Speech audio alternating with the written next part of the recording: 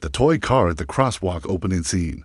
The busy city streets. It was a warm Sunday morning. In the heart of New York City, cars honked, people rushed past one another, and a group of tourists posed near a bakery, trying to capture a moment that would probably disappear into a gallery of forgotten photos. Among the crowd, two small figures stood at the edge of a street corner, gripping a cardboard box tightly. Inside the box was a worn-out, red toy car, the kind you'd find in a garage sale, barely worth $1 to most people. But to Liam and Leo, 9-year-old twin brothers with matching freckles and bright brown eyes, that car was everything they had left to give. They weren't there to play. They weren't waiting for someone to pick them up. They were there to sell. The toy car to save their mother. A handwritten sign taped to the box read, "Selling my favorite toy. Help my mom get better." People walked past them. Some glanced, some smiled, but none stopped. The twins looked at each other, trying to be brave, even though their small hands trembled. Their mother, Maria, was at home, battling a rare illness, and they didn't have the money for her new medication. They had already tried everything, asked relatives, cried silently in the hospital waiting room, prayed, but now they were here to little boys with one old toy car and a big hope, and across the street, watching from the back seat of a sleek black Mercedes, was a man who hadn't felt emotion in years. Enter the CEO Millionaire. His name was Julian Kane. At 42, Julian was one of the most powerful business figures in the city, owner of multiple tech firms, a media company, and a luxury hotel chain. His life was worth over $900 million. He had everything, or so the world thought. He was driven by numbers, analytics, and mergers. He trusted logic over emotion, facts over feelings. In the business world, Julian Kane was known as the Ice King, a man who never smiled unless it was part of a deal. He had forgotten what it was like to feel connected to the world. His days were made of meetings, profits, and boardroom wars. That morning, he had just closed a major deal with an overseas investor. His assistant offered champagne, but Julian's eyes weren't on the celebration. They were fixed on the twins across the street. At first, he wasn't sure what drew his attention. Maybe it was the stillness of their presence in a sea of motion. Maybe it was the trembling in their small shoulders as they held the box. Or maybe it was the memory of a red toy car just like that one, once held by his younger brother before a fire took him from Julian's life forever. He couldn't look away. Something stirred inside him. Julian opened the car door and stepped out. "Sir," his driver said quickly, "is everything okay?" He waved the concern off. "I just need a moment." He walked across the street, ignoring the beeps and confused stares. People stopped to look. After all, Julian Kane didn't casually walk around like a normal man. His presence was usually behind tinted glass or on magazine covers. But right now, he was just a man following a strange pull in his chest. He crouched beside the boys. "What's this about?" he asked gently. Liam looked up, nervous. We're selling our toy car, sir. Our mom is sick, and we need money for her medicine." Julian didn't respond immediately. He studied the boys' worn shoes, their hopeful eyes, the trembling lip Leo tried to hide. The moment hit him like lightning, a feeling he hadn't allowed himself to feel in years. Compassion. "How much are you selling it for?" Julian asked. The boys looked at each other. "It's worth a lot to us, but we just want to help Mom," Leo said. "We'll take anything, even $5, Liam added. Julian stood silent for a moment. Then, with a deep breath, he pulled out his phone and called someone, a life-changing decision within the hour. Julian Kane returned with more than just a check. He had contacted his private medical team. Within 30 minutes, a luxury van arrived at the twins' home to assess Maria's condition. The CEO stood there, talking with doctors, as neighbors peeked through curtains wondering who the man in the tailored suit was. When Maria, weakened, confused, saw her sons walking with Julian behind them, she broke into tears. "Who is he?" she asked softly. "Mom," Liam whispered, hugging her. He bought the toy car. That night, Julian Kane sat alone in his penthouse, the toy car on his office desk. He didn't know why he did it, but something had changed in him, something that made him feel more human than he had in years. He didn't know that this simple act would start a journey that would change not only the twins' lives, but his own. The CEO's silent gift opening scene. 1 week later, Julian Kane stared out the floor-to-ceiling window of his penthouse. The city lights twinkled like stars below. But his thoughts weren't on stock prices or billion-dollar mergers. They were onto little boys in a red toy car. The twins Liam and Leo hadn't left his mind since that moment on the street. He kept the toy car on his desk, right next to his gold pen set and glass globe. It stood out in his cold, luxurious office, a symbol of something real, something human. He hadn't told anyone what he did that day. Not his assistant, not his board members, not even the press. He didn't need applause or headlines. For the first time in years, he felt something genuine, but a single act of kindness, as he was about to learn, often leads to something far bigger. Seen Maria's apartment. Maria sat up in bed, stunned by how different she felt. She had been battling a rare blood disorder for over a year. With each passing day, her strength faded, her savings were gone, and the clinic had stopped treatments weeks ago. She had prepared herself for the worst until two strangers walked through her door. A doctor in a crisp white coat and a man in a navy blue suit who looked like he walked out of a movie. That man was Julian Kane. Maria didn't understand why someone so powerful would help them. She remembered his exact words. "I saw the boys trying to save their mother. That's all. The reason I needed." She tried to return the money. He refused. She tried to thank him. He said nothing was needed. He just nodded and left. Now, with weekly private care, a fridge full of food, and the medicine she had only dreamed of affording, Maria was getting stronger each day. Still, something inside her couldn't rest. Who really was this man, and why did he care? Seen back at the office, a new mission. Julian was restless. He had helped them, yes, but a question haunted him now. Was that enough? He thought about his own childhood, about his little brother, Adon, the one who never got a second chance. After that house fire, Julian was just a teenager when it happened. He blamed himself for not being home that night. He blamed the world for taking away someone so kind. That pain had driven him to build an empire, to become a man no one could ever ignore. But wealth never healed him. Power never filled the silence Adon left behind, until he saw those twins, the boys who reminded him of a time when he was still human. Julian turned to his assistant. "Schedule a meeting with the board of trustees for the Julian Kane Foundation," he said. "It's time we focus less on corporate donors and more on stories that matter." Seen the principal's office. Meanwhile, at Westbridge Elementary School, Liam and Leo sat quietly in the principal's office, swinging their feet. They hadn't done anything wrong, but their principal, Mr. Hargrove, was stunned. A strange call came in that morning. A man had offered to cover their school fees, buy them new uniforms, books, and even fund the school's music program, all in their name. When the school asked for details, the voice simply said, "Just call it the Toy Car Scholarship." The boys didn't understand what was happening. All they knew was that their mom was laughing more again. The food didn't run out anymore, and she no longer cried at night. They didn't even know the man's name. But Julian Kane wasn't doing it for recognition. Seen the foundation meeting. Julian stood in a boardroom with 12 of the most influential people in the city. They expected another talk on quarterly charity investments or expansion plans. Instead, he told them a story about the boys, about a toy car, about watching kindness in its purest form. "I've made millions solving problems for rich people," Julian said, his voice calm but firm. "But I want this foundation to solve problems for those who don't have anyone to speak for them, not just throw money at causes. I want to be present. I want to create impact." There was silence. Then, slowly, hands started raising around the table. One by one, the board approved his new vision. Julian Kane wasn't just donating anymore. He was changing everything. Seen a knock at the door. 2 weeks later, Maria opened her door and froze. Julian Kane stood there, holding grocery bags, looking awkward. "I figured I owed your boys another visit," he said, shifting uncomfortably. Maria smiled. "Please, come in." The boys ran to hug him. Leo proudly showed him his math test and A+. Liam offered him a slice of banana bread he helped bake. For the first time in years, Julian sat at a kitchen table, not with lawyers or executives, but with a family. He laughed. He listened. He felt like a person again. Seen a plan unfolds as the days passed.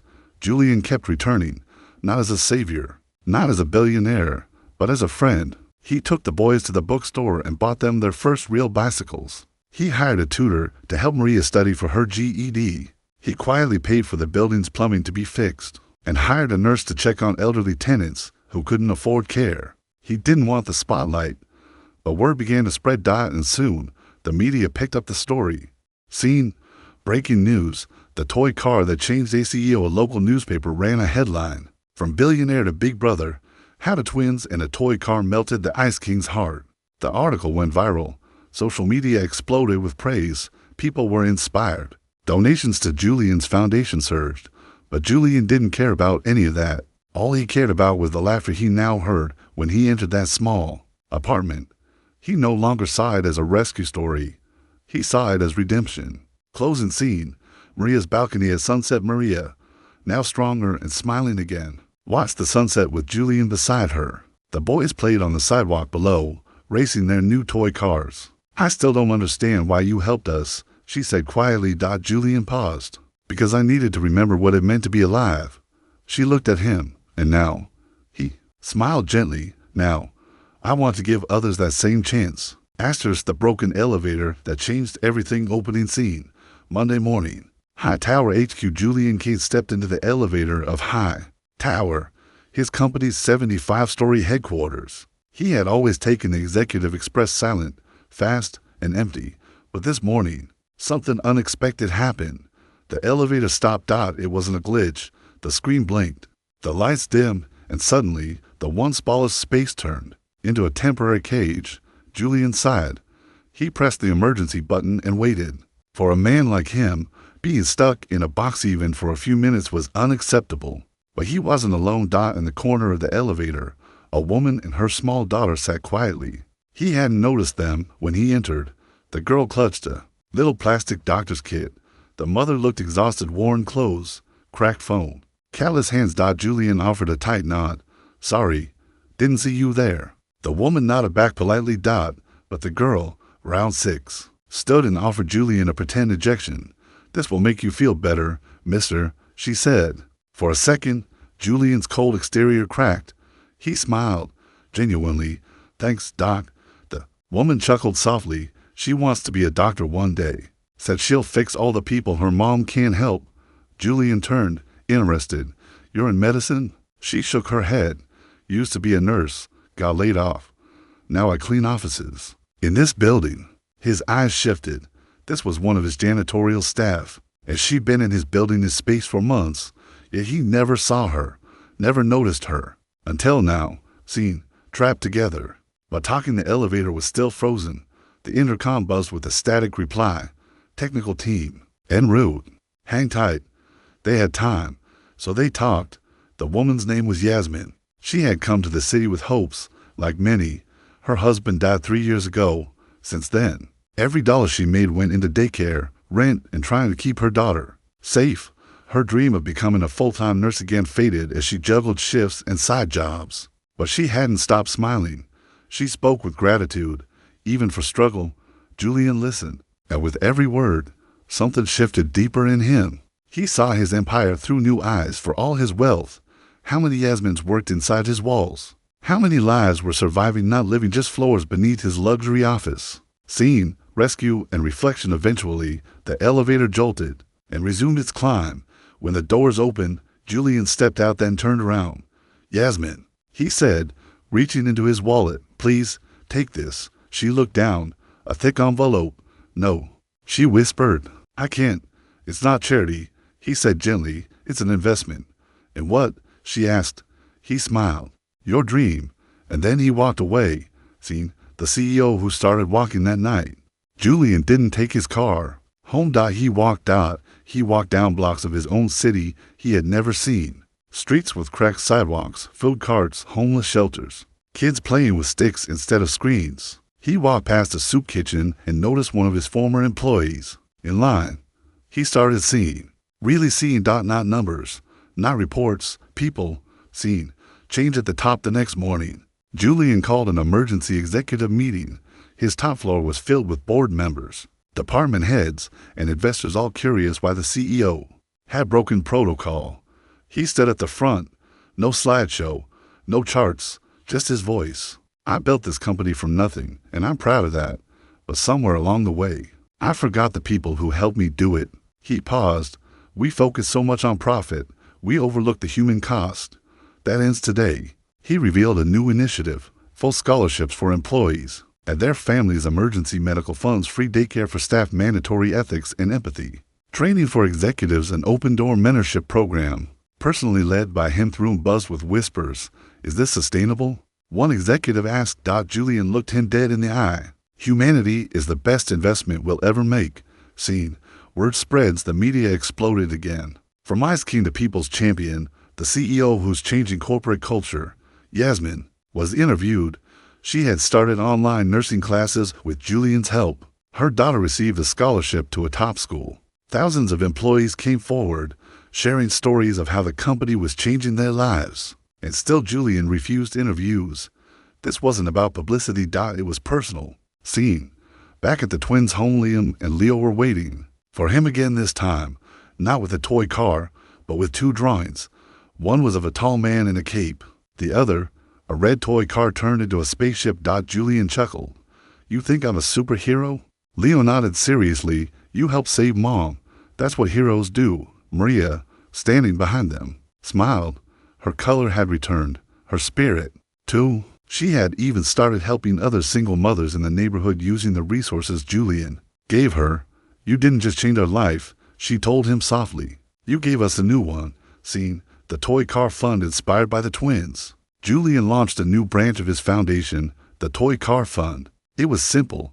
Children could write in letters about someone they loved and need, be it a sick parent, a struggling neighbor, a teacher going unpaid, and the fund would support them. Within weeks, they received thousands of letters. A 7-year-old in Chicago wanting to buy hearing aids for her grandpa.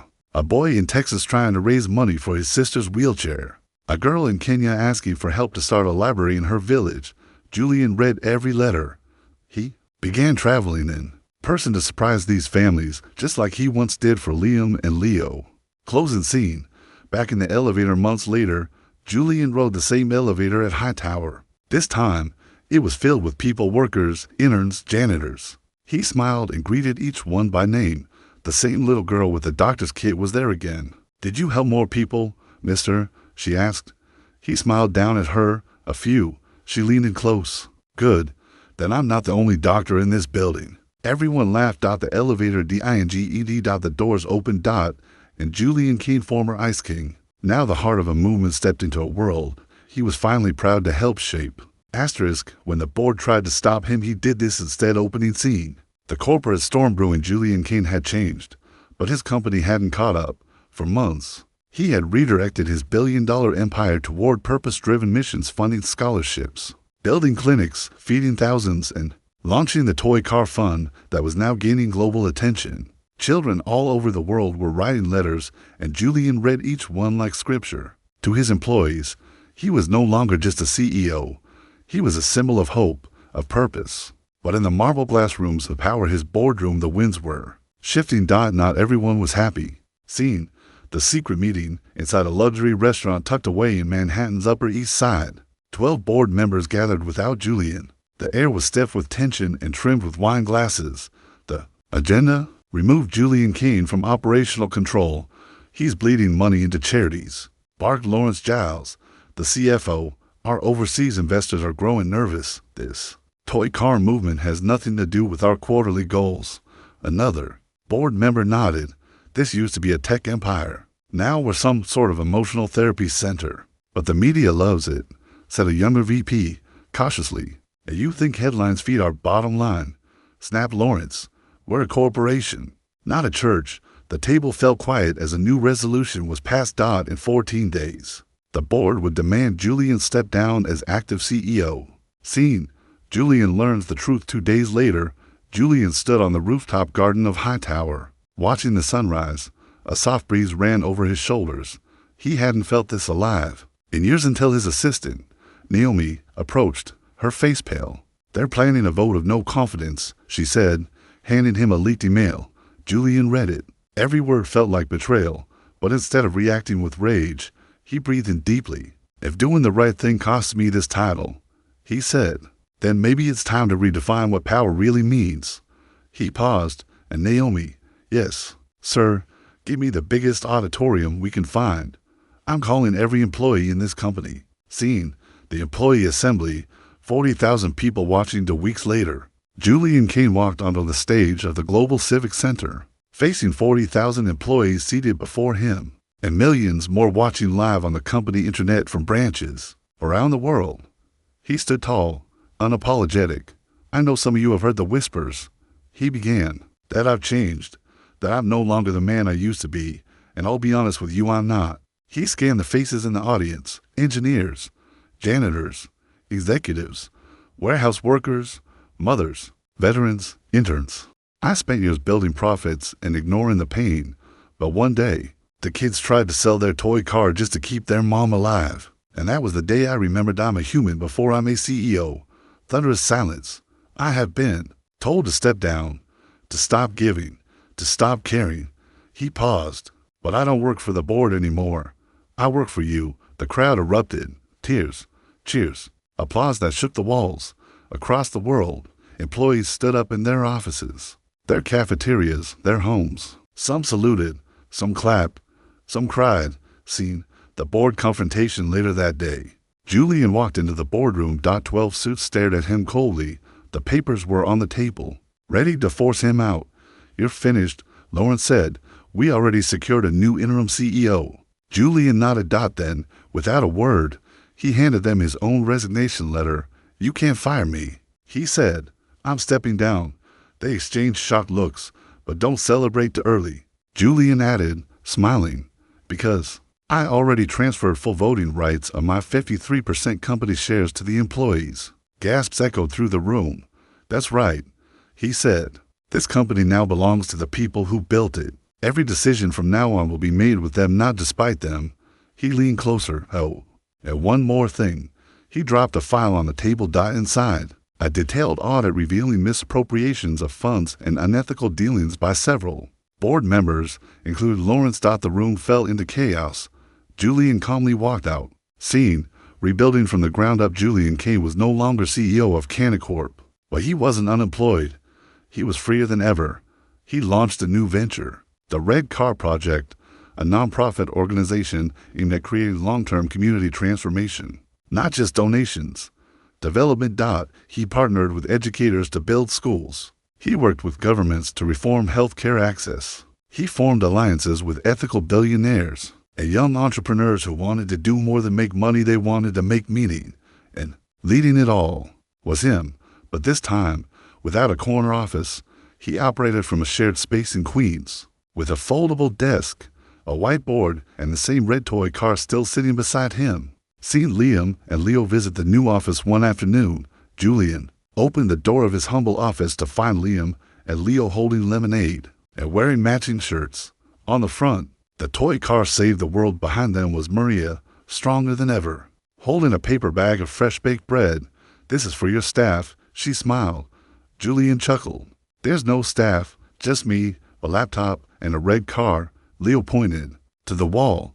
"You forgot something." Julian followed his finger to a blank canvas. Moments later, the boys pinned their latest drawing, Julian flying through the clouds, with thousands of kids cheering below. This time, the toy car was wings on his back. Scene, final letter from a child. That night, Julian sat alone and read. Another letter from the toy car fund submissions. It read, "Dear Mr. Julian, I don't want anything for myself, but my brother has cancer, and I want to make him smile before he gets too sick. Could you send him a superhero cape like the one in your stories?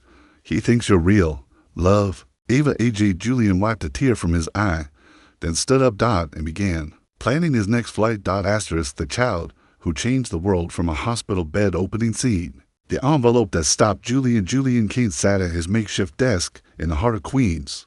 Once a global CEO, now the humble founder of the Red Car Project. His office was small, cluttered with letters from children across the world.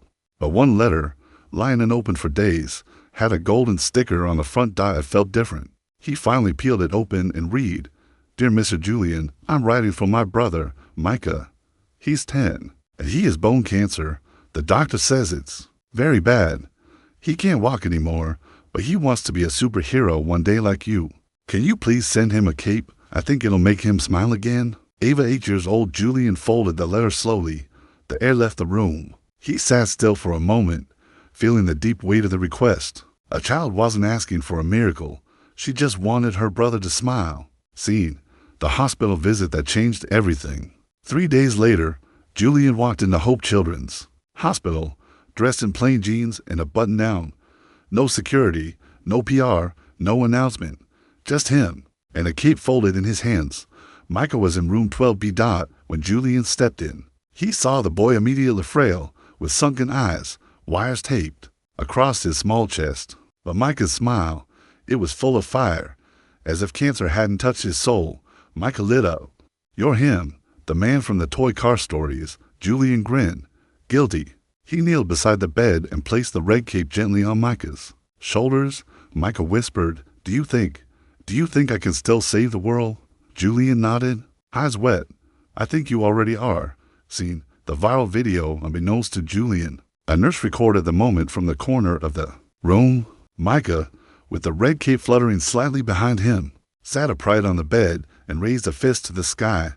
That single framed the boy in the hospital bed. Believing Again sparked a wildfire on the internet. The clip was posted with the caption, "Real heroes wear capes. Meet Micah, the boy who believed." In hours, it had over 30 million views. News anchors covered it. Celebrities shared it. Children across the globe began wearing red capes, drawing their own superheroes inspired by Micah. Julian Kane never said a word about the video. He didn't need to. Scene: Micah's mission begins. Micah didn't stop. With one smile, with Ava's help, he began drawing superhero sketches from his hospital bed, each one based on real kids who wrote into the Toy Car Fund.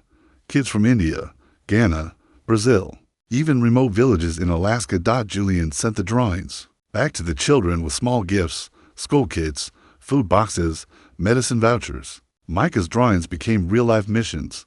He was now the heart of the Red Car Project. Every cape came with a sketch. Every donation carried his signature, drawn by Micah. Believe Again. Scene: the world responds. Donations flooded in. A sportswear brand offered to produce red capes for children globally. A tech billionaire partnered with Julian to build Micah's Heroes Hub, a platform for children to share stories, drawings, and dreams. Teachers added Micah Mondays in their classrooms where students discuss one kind act they did that week. Micah's influence stretched far beyond his hospital walls, and still, he remained humble. When asked in a recorded message what he wanted, he said, "Just maybe a puppy." Scene: the gift Julian never expected. One late night, Julian returned to room 12B. Micah was tired, weaker, but still smiling. "Do you think we did enough?" he asked Julian. Julian took his hand. "You gave more to this world in months than most people do in a lifetime." Micah closed his eyes and whispered, "Then it's okay if I rest now." Julian couldn't speak. He sat silently, his hands still in Micah's. Ava stood in the doorway, her face buried in Maria's embrace. Maria had come too because she remembered what it was like to almost lose everything. Scene: the goodbye that became a beginning. Micah passed away 2 days later, peacefully. With the cape still around his shoulders, his funeral was streamed by hundreds of thousands. Entire classrooms watched in silence. Red capes were worn around the world. His sketches were turned into murals on hospital walls in over 18 countries. Julian was quiet for days. He didn't speak, didn't write, didn't appear in public until one morning. He walked onto a global charity summit stage, holding Micah's final drawing. It was a picture of the world being lifted by 2 tiny hands. At the bottom, in crooked handwriting, it read, "If I can't carry it forever, maybe you can." Julian's voice trembled. "I will," he said. "I promise." Scene: Micah's legacy lives on. Julian created the Micah Star Grant, a worldwide scholarship and dream fulfillment program for critically ill children. The grants didn't just fund medicine. They funded dreams. A girl in Nepal learned to play the violin before losing her vision. A boy in Libya visited the ocean for the first and only time. A young girl in Texas became a published author while still in treatment. Each story started with Micah. Each story ended with a red cape. Closing scene: back at the street corner one morning, Julian stood quietly at the same crosswalk where he first saw the twins selling their toy car. Liam and Leo joined him, holding juice boxes. "Remember this spot?" Leo asked. Julian smiled. "I do. Everything changed here." They looked around. Life had moved on, but something invisible hung in the air like hope had claimed its place forever. "I want to be like Micah," Liam said. You already are. Julian replied. The light turned green dot and they crossed together not just a road, but the beginning of something even bigger. The one letter that reached heaven and the world replied opening scene. A silent morning in Julian's office. The room was quiet. The city roared outside, as it always did, but inside the Red Car Project's modest headquarters, Julian Kane sat still, not as a CEO, not as a billionaire, just as a man holding one envelope. It had arrived a week ago. No return address. Childlike handwriting on the front. It read simply, "To Micah in heaven." Julian hadn't opened it. He couldn't. Not yet. It sat on his desk beside the old red toy car, the one that started it all. The same car that once sat in a cardboard box held by two desperate little boys. Now, the toy was a symbol of seed that had grown into a forest of kindness. But today, this one letter held more weight than anything Julian had faced before. He picked it up and opened it. Inside the letter, from a boy in a war zone: Dear Micah, my name is Kareem. I live in Syria. There is no school anymore. There is no home either. But I saw your picture on the internet, and I drew a cape like yours. I wear it every day, even when I hide in the basement. I heard you're not here anymore, but I hope you can still hear me. I wanted to tell you that your drawings made me feel strong. My little sister thinks I'm a real superhero now. I'm trying to keep her safe. I don't have powers like in cartoons, but I have your courage. That's real power, right? Love, Kareem, age 11. Julian's hand trembled. He read the letter again. Then again. Kareem's words echoed through his soul, like a storm breaking over a dry field. That's real power, right? Julian whispered. Yes, yes, it is. Scene. The global response begins. Julian didn't release a statement. He didn't call a press conference. He simply posted a photo of the letter, alongside Micah's drawing of the earth being held by small hands. No hashtags, no trending. TAGLINES. Just 3 words. Micah heard you. Within 12 hours, over 70 countries had shared it. Letters poured in from refugee camps, inner-city schools, orphanages, hospitals, villages without internet, some sent by mail, others hand-delivered, to red cars, new centers around the globe, and every letter ended with the same thing: to Micah in heaven. Scene. Julian's boldest move yet at an emergency international summit hosted in Geneva, where global leaders were debating child aid funding. Julian Kane walked onto the stage with a single sheet of paper. Not statistics, not graphs, just Kareem's letter. He read it in front of presidents, diplomats, business moguls. And then he said, if one child, hiding in rubble, can believe in kindness because of another child who passed away, then what excuse do we, the powerful, have for inaction? Silence. Then thunderous applause. That day, Julian pledged $1 billion personally to launch the Micah Sky Network, an initiative to deliver food, shelter, education, and emotional support to children in active war zones and disaster-hit regions. Other nations followed. For once, politics stepped aside because Micah's courage had become a global force. Scene. Kareem's first smile in months in a battered house in Aleppo. Kareem opened a dusty package. Inside, a sturdy red cape, food supplies, a tablet with educational software in Arabic, a notebook with a note. Your courage lit up the sky. Keep flying, hero. Julian, and taped to the inside, Micah's original sketch of the world being carried by 2 tiny hands, one now labeled Micah, the other newly drawn in, labeled Kareem. Kareem wept, for the first time in years, not out of fear but out of hope. Scene. Maria's kitchen, full circle back in the U.S. Maria stirred a pot of soup while Julian sat at the table with Liam. And Leo, we got 3 new letters this morning, Leo said, holding up envelopes. Liam added, one's from Iceland. The kid wants to build a snow-powered robot that delivers cookies. Julian chuckled. We might need to invent snow-powered robots first. Maria turned to Julian. Do you ever miss your old life? He paused. Then looked around. At the laughter, the warmth, the red cape now hanging like a curtain in the hallway, the drawings taped to the fridge, the little toy car, now encased in glass, mounted on the wall with the engraving. Hope isn't manufactured, it's given. Julian smiled. Not for a second. Scene. The Red Car Museum opening day 1 year later. Julian opened the Red Car Museum and Legacy Center, dedicated to every story, every life, every child who dared to believe again. At the grand opening, thousands lined up, children from around the world, each holding letters, drawings, or red capes, On stage, Julian read one final letter. It was one he had written himself. To Micah. Dear Micah, you never lived long enough to see the world you helped build. But it's here. It's real. Children aren't just dreaming now. They're building, learning, healing. And every time they take a step, I see you beside them. We named a star after you.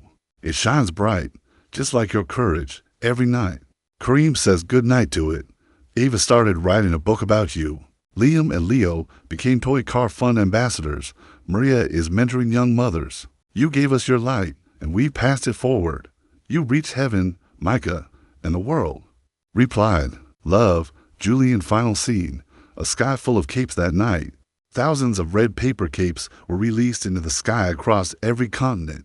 They floated upward light, full of dreams. Each one carried a name. Each one whispered a story. Each one reminded the world that a child with hope is more powerful than an empire built on gold. And as the stars blinked into the night, a single one shined just a little brighter. Micah's star,